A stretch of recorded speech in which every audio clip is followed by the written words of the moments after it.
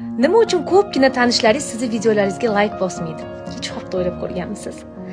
O'ylasangiz kerak, balki videolarimni ko'rmayotgandir deb. Yo'q, unaqa emas. Aniq hammasini ko'radi. Lekin qizlar mana shu bittagina qo'l bilan shunday bosib qo'yiladigan like bu sizni tan olish degani.